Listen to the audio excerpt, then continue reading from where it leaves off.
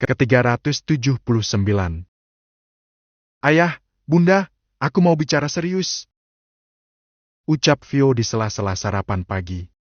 Galih dan Riana saling lempar pandang sejenak, saling lempar tatapan penuh tanya tentang hal serius apakah yang hendak dibicarakan putrinya. Soal apa, sayang? Tanya Riana. Mimik wajah seketika berubah. Vio kembali memandang kedua orang tuanya saling bergantian. Mulai hari ini aku mau tinggal sama Kak Raffi. Ucapan Vio itu pun semakin membuat Galih dan Riana terkejut. Keduanya kembali saling pandang penuh ragu. Sebab, awal menikah dulu, Vio sempat menolak tinggal dengan Raffi. Pun keputusan bahwa mereka dipisah rumah untuk sementara adalah hasil kesepakatan orang tua masing-masing untuk menjaga keamanan keduanya. Kenapa keputusannya tiba-tiba? Memang ada apa, Nak? Tanya Galih menatap putrinya. Gak ada apa-apa, Ayah. Aku sudah memikirkan semuanya. Aku rasa akan lebih baik kalau kami tinggal bersama. Kamu yakin mau? Sekali lagi Riana ingin memastikan. Insya Allah, Bunda. Jawaban dari Vio itu mengukir senyum di wajah Riana dan Galih. Alhamdulillah kalau begitu. Memang tidak baik kalau kalian berdua terlalu lama pisah. Kadang, masalah selalu datang dari arah mana saja. Semoga keputusan kamu ini membawa berkah ya, Nak. Bunda mendukung. Ucap Riana mengulas senyum. Kuncinya adalah saling terbuka. Jangan ada rahasia di antara kalian. Sambung Galih. Iya, Ayah. Vio menatap kedua orang tuanya. Usai sarapan Vio mendatangi kamar orang tuanya. Ia melihat sang ayah sedang membenarkan pakaian. Ayah, boleh masuk sebentar? Galih menoleh seketika. Memandang putrinya yang berdiri di ambang pintu. Boleh, Nak. Masuk saja. Perlahan Vio memasuki kamar itu dan duduk di tepi tempat tidur. Ada yang mau aku tanyain ke Ayah. Soal apa, sayang? Galih selesai merapikan pakaiannya. Ia duduk di samping Vio yang tampak serius. Kenapa Ayah percaya sama Kak Raffi? Malam kejadian itu kenapa Ayah nggak marah? Apa sebegitu percayanya kepada Kak Raffi sampai dia yang telah merenggut kesucian anak perempuan Ayah tidak dihukum? Mendengar pertanyaan itu, Galih mengulas senyum. Anakku, Ayah mana yang tidak marah kalau anaknya disakiti orang? Ayah marah, sangat marah. Bahkan sampai hari ini semuanya masih terasa berat. Ia menghela napas panjang. Andai orang lain yang melakukannya pada kamu, mungkin orang itu akan mati di tangan Ayah. Tapi kenapa Kak Raffi dipukul saja tidak? Apa sesayang itu Ayah padanya? Melebihi anak Ayah sendiri? Melihat genangan bening di bola mata putrinya, Galih mengusapnya. Karena satu kesalahan tidak boleh menghapus 1000 kebaikan. Pertama kali tahu apa yang terjadi kepada kalian, Ayah marah sekali. Tapi, saat itu kalian berdua dalam keadaan terjebak. Tidak sadar dengan apa yang kalian lakukan karena ulah orang lain yang tidak bertanggung jawab. Jadi, Raffi tidak bisa sepenuhnya disalahkan. Lagi pula, kamu mengenal Raffi sejak kecil. Kamu pasti tahu seperti apa dia. Bahkan, Raffi dan ibunya yang menemani bundamu saat melahirkan kamu. Vio tertegun mendengar ucapan panjang ayahnya. Sekarang buka hati kamu dan lihat semuanya dari sisi positif. Jangan lihat buruknya duluan. Raffi baru saja tiba di kampus saat menerima pesan di ponselnya. Begitu melihat ke layar, ada nama Vio yang tertera dengan pemberitahuan pesan baru. Kedua alis lelaki itu pun saling bertaut, sebab tidak biasanya Vio mengirimkan pesan kepadanya. Tanpa menunggu ia langsung membukanya. Tolong ke rumah sekarang. Isi pesan singkat dari Vio. Raffi tiba-tiba panik. Pikiran buruknya langsung menuju pada dugaan bahwa sedang terjadi sesuatu dengan kehamilan istrinya. Tanpa mengulur waktu, ia segera melaju ke rumah sang mertua dengan kecepatan tinggi. Hanya butuh waktu 10 menit, ia sudah tiba. Memasuki parkiran, ia berpapasan dengan Galih yang akan berangkat ke kantor. "Assalamualaikum, Ayah," ucapnya sambil mencium punggung tangan sang mertua. "Waalaikumsalam," balasnya tersenyum. "Apa terjadi sesuatu dengan Vio?" "Tidak. Masuk saja dan bicara dengannya." Ia menepuk bahu menantunya. "Ayah mau berangkat ke kantor dulu." Raffi segera melangkah memasuki rumah. Riana sedang duduk di ruang keluarga saat Raffi melintas dengan tergesa-gesa. "Bunda, Vio di mana?" tanyanya. "Ada di kamar, Nak. Masuk saja, dia sedang menunggu kamu." Langkah lelaki itu langsung mengarah ke kamar sang istri yang berada tak begitu jauh dari ruang keluarga. Ketika telah berada di ambang pintu kamar, ia tampak sedikit ragu. Tangannya mulai mengetuk pintu. "Masuk!" Suara Vio terdengar dari dalam. Membuat Raffi memutar gagang pintu dan mendorongnya hingga terbuka. Raffi memandangi punggung istrinya yang berdiri di menghadap jendela. Membelakangi dirinya. Perlahan ia melangkah mendekat meskipun ragu. "Kamu kenapa? Apa masih mual? Sakit kepala? Atau kram perut?" tanyanya khawatir. Vio berbalik dan menatapnya dalam-dalam. Melihat bias kekhawatiran yang memancar dari wajah itu membuat hatinya dipenuhi pertanyaan, apakah Raffi hanya berpura-pura peduli? Aku mau ikut kamu mulai hari ini." Hampir tak percaya dengan apa yang ia dengar, Raffi mematung. Bingung. Tak tahu harus apa. "Ikut, kemana? Aku mau tinggal sama kamu." Raffi masih antara percaya dan tidak, hingga membuatnya nyaris kehilangan kemampuan untuk berpikir. "Kamu serius?" "Ya, aku serius.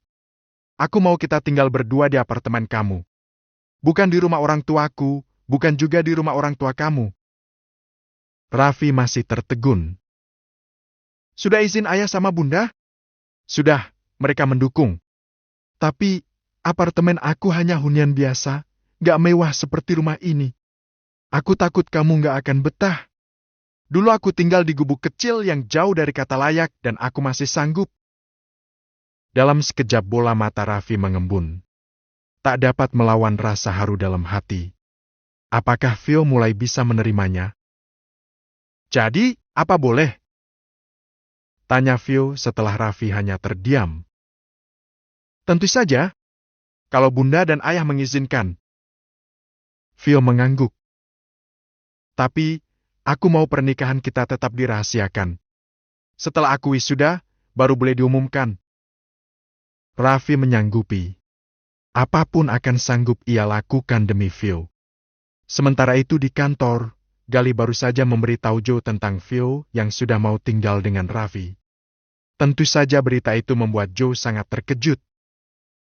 Tapi Raffi belum memberitahu apa-apa. Semalam Raffi juga pulang ke rumah tapi tidak bilang apa-apa. Keputusannya mendadak pagi ini. Raffi langsung datang dan menjemputnya. Ucap Galih. "Alhamdulillah, syukurlah kalau mereka sudah tinggal bersama. Tapi, apa ini aman untuk mereka?" Imbuh Joe ragu. "Insya Allah, aku yakin Raffi bisa menjaga anakku. Semoga hubungan mereka semakin membaik." Tambah Alfian yang duduk tepat di sebelah mereka dengan memangku si kecil Bisma. Bayi kecil itu sudah berusia 2 bulan. Alfian baru saja selesai mengurus berkas adopsi. Cukup sulit, mengingat usia yang sudah tidak muda lagi. Namun, semua bisa teratasi dengan baik tanpa kendala. "Ada ya, orang bawa bayi ke kantor?" kelakar Galih. "Ada, dan orang itu hanya Alfian Setio Darmawan." Imbuh Joe. Satu kebiasaan Alfian yang tidak berubah. Jika memiliki waktu lumayan senggang dan tidak begitu sibuk di kantor, ia akan membawa bayinya sebagai teman. Mulai dari saat Boy masih bayi, Bray dan Bian sampai Alia, dan terakhir Bim Bim. Sekarang, kebiasaan itu kembali setelah kehadiran Bisma. "Aileen mau jemput siang ini. Sekalian mau makan siang? Ucap Alfian sambil memainkan dagunya di pipi gempil bayi itu. Awas saja kalau anaknya Vio nanti kamu rebut juga. Tidak akan kubiarkan. Ancam Galih. Joe terkekeh mendengar ucapan besannya. Oh ya, bagaimana kabar Bima? Tanya Joe setelahnya. Alfian menghela napas memikirkan anak bungsunya. Entahlah, dia masih keras. Aku tidak tahu ada apa dengan anakku yang satu itu. Dia cukup berbeda. Seperti ada seseorang yang meracuni pikirannya. Setelah mengemasi pakaian dan berpamitan dengan Bunda, Vio dan Raffi menuju apartemen tempat Raffi tinggal seorang diri selama ini. Unit Raffi berada di lantai 11 dan ini adalah pertama kali Vio menginjakkan kaki ke tempat itu. Ayo, masuk! Ucap Raffi sesaat setelah membuka pintu. Vio memandangi setiap bagian apartemen itu. Hunian suaminya memang bukan tipe yang mewah seperti milik orang tuanya. Tetapi, sangat bersih dan nyaman. Semua barang tertata dengan menarik. Ada foto pernikahan Iren dan Joe di dinding. Ada juga foto Raffi bersama dua adik perempuannya dengan pose berbaring saling menautkan kepala di tengah rerumputan, dengan posisi Raffi berada di tengah. Sangat manis. Raffi terlihat sebagai sosok penyayang keluarga. Aku tinggal di sini selama ini. Apa ada yang kamu tidak suka? Peletakan barang dan lain-lain. Kalau ada aku akan ubah sesuai selera kamu. Tidak ada? Semuanya pas. Jawab Vio melihat seisi ruangan. Semuanya pas dan menarik. Raffi memiliki selera yang bagus dalam penataan rumah. Ia adalah calon arsitek. Setelah melihat-lihat bagian luar, Raffi menunjukkan kamarnya. Di apartemen itu ada dua kamar. Satu kamar utama dan satunya kamar dengan ukuran tidak begitu luas namun tetap sangat nyaman. Kamar Raffi lumayan indah dengan desain minimalis. Sangat rapi untuk ukuran kamar laki-laki lajang. Saat masuk, aroma khas laki-laki menguar.